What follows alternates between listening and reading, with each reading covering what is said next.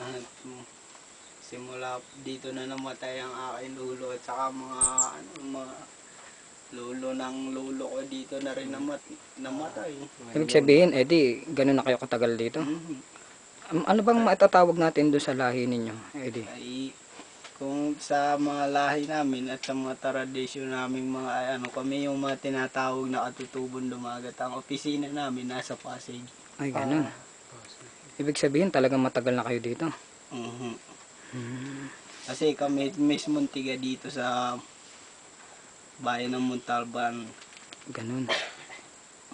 Dahil nangangahulugan, Eddie, na yung mga kanunuan mo ay dito na talaga lumaki. Ang mga ninuno ko po ay dati diyan nakatira sa San Rafael. Ayun. Kayo talaga ay pure na mga katutubong dumagat kung tawagin. Ganun. Nasaan ngayon, Eddie, kung matanong ko lang, nasaan ngayon yung mga kapamilya nyo o yung mga kabarangay nyo? Sa sitwasyon ho ng tradisyon ng katutubo ay doon sa hindi ayaw ho nung mahahaluan ng iba ba ng mga katulad ng mga mahahaluan. Tagalunsod, no? Oo. Ng mga tiga ibang lugar. Ibig sabihin, umaalis sila. ganun. Ibig sabihin, meron po na napunta na ng Bulacan, Nueva Ecija, Quezon. Ganun. Tapos kayo, yung pamilya nyo ay nanatili dito?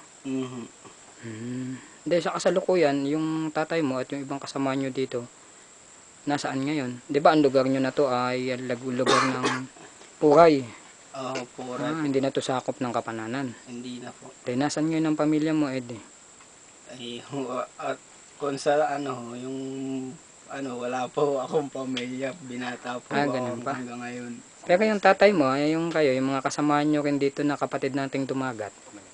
Nasa Malaysia o doon sa sa blessing ng mga nung aming ginagawang opisina diyan sa Sitio Malaysia o yung Malayo pa dito yun, Eddie, kung lalakbayin? Ay, dyan lang po sa kabilang yan. May pagdiriwang ba doon? 5 araw ho yun. Mula ngayon? Pwede ba kaming magpunta ron at saksiyan yung mga pagdiriwang?